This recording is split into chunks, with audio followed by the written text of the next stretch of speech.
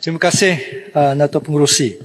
Saya ingin merujuk kepada butiran 010, 100 pengurusan am dan butiran 02, 0100 kerajaan tempatan. Dato' Pengerusi, berakhirnya fasa pandemik dan sekarang di era endemik. Banyak pihak yang melihat potensi penjagaan yang lebih positif. Maka ramailah yang ingin membuat penjagaan atau menggerakkan semula projek-projek yang terkenal kerana pandemik COVID-19.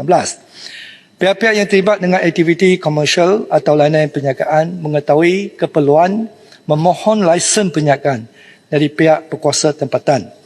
Untuk maklumat Dewan Yang Mulia ini, saya telah difahamkan Kerajaan Negeri Johor telah mengambil pendekatan dengan proaktif memperkenalkan pelaksanaan Johor Fast Lane pada 14 Jun 2022 sebagai panduan kepada Jabatan Teknikal, Dalaman dan Dualan, Principal Submitting Person serta pemaju untuk pelaksanaan industri. Jika membaca kepada prosedur yang diberikan dalam Fastlane, skalanya kelihatan mudah dan pemohon mampu menyediakan segala dokumen dan keperluan yang diperlukan. Bagaimanapun dalam realiti, ia tidak semudah yang disangka kerana berdasarkan maklum malas, pelaksanaan Fastlane tersebut banyak bergantung juga kepada respon daripada semua jabatan dan agensi yang terlibat.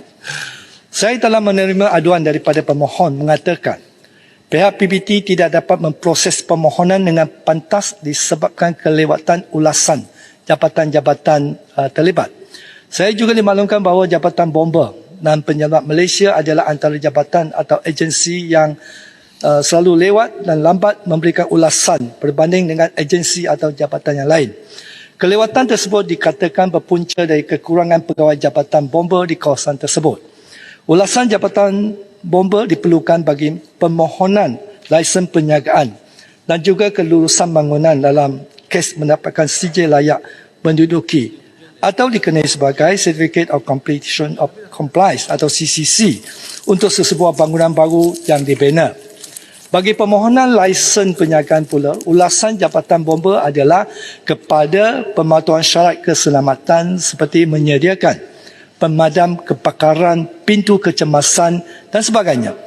Isu paling kritikal yang saya difahamkan adalah pegawai bomba daerah tidak mempunyai kuasa mutlak terhadap ulasan yang diberikan. Ulasan tersebut perlu dihantar ke Ibu Pejabat Bomba Negeri untuk timbal balas keputusan dan setelah disokong dan diluluskan di peringkat Ibu Pejabat barulah dikembalikan kepada pihak berkuasa tempatan. Ini adalah menyebabkan sesuatu ulasan menjadi lambat dan memakan masa yang panjang. Oleh itu saya cadangkan kepada kementerian agar penurunan kuasa kepada pegawai di peringkat daerah atau menambah kaki tangan yang diberikan kuasa pemutus dalam membuat ulasan tersebut. Selain dari itu, saya percaya PBT adalah sebagai pusat senti atau one-stop center bagi menguruskan sebarang permohonan lesen. Bermaksud pemohon tidak perlu berurusan dengan jabatan atau agensi secara berasingan. Tetapi saya difahamkan Jabatan Bomba dan Penyelamat Malaysia pada masa yang sama masih meminta pemohon berurusan dengan jabatan bagi mendapatkan segala borang berkaitan yang sepatutnya diperolehi di pusat senti. Jika benar sedemikian, saya melihat apa yang dibuat oleh Jabatan Bomba tidak menterjemahkan hasrat fungsi pusat senti ditubuhkan. Saya melihat keadaan ini adalah tidak sihat dan mengganggu kelancaran sistem berpusat. Saya percaya pihak PBT telah menetapkan tempoh masa untuk sesuatu ulasan dibuat dan dikembalikan semula untuk proses selanjutnya. Ketidakpatuhan kepada tempoh masa ini akan membawa kesan kelewatan berganda jika pemohon lambat dimaklumkan bagi sebarang ketidakpatuhan syarat di mana akan lambatlah pula tindakan pembetulan yang perlu diambil oleh pemohon atau pemaju. Justru itu saya cadangkan kepada kerajaan agar permohonan lesen atau kelulusan melaksanakan projek dapat dikeluarkan dalam tempoh 1 bulan dari tarikh permohonan. Jika permohonan telah mematuhi semua syarat, kerana kelewatan bukan saja merugikan peniaga tetapi juga kerajaan dari sudut kutipan cukai. Kementerian, jabatan ataupun agensi berkaitan wajar membuat kajian dan semakan apakah punca kelewatan sehingga sesuatu ulasan perlu dia mengambil masa yang terlalu lama dan membuat tindakan pembetulan agar maksud semula fast lane benar-benar menepati maksud dan tujuan yang dilaksanakan. YB Tanjung Piai, terima kasih kepada Yang Berhormat atas keprihatinan.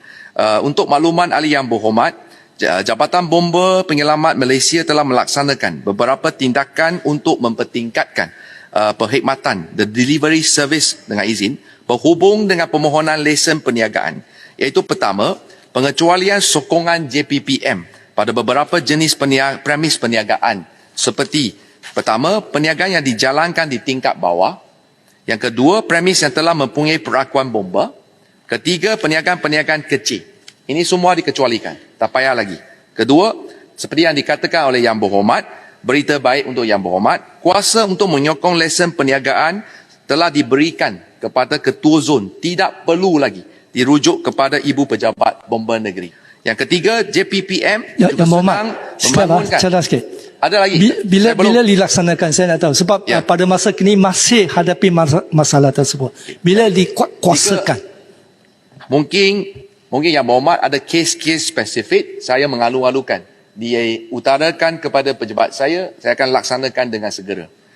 Yang Berhormat, JPPN juga sedang membangunkan satu sistem online bagi membolehkan permohonan lesen dibuat secara atas talian.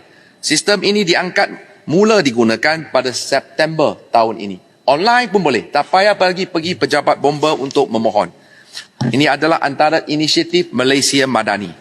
Manakala bagi permohonan berkaitan pemeriksaan CCC, Jabatan Bomba dan Penyelamat Malaysia telah menetapkan KPI bahawa keputusan pemeriksaan sama ada lulus ataupun ditolak perlu dikeluarkan dalam masa 5 hari. Di samping itu, JPPN juga telah mengeluarkan deem clause bahawa sekiranya tiada apa-apa maklumat dalam tempoh 14 hari selepas pemeriksaan, maka pihak Principal Submitting Person, PSP, boleh mengeluarkan CCC tanpa perlu mendapatkan sokongan daripada Jabatan Bomba dan Penyelamat Malaysia.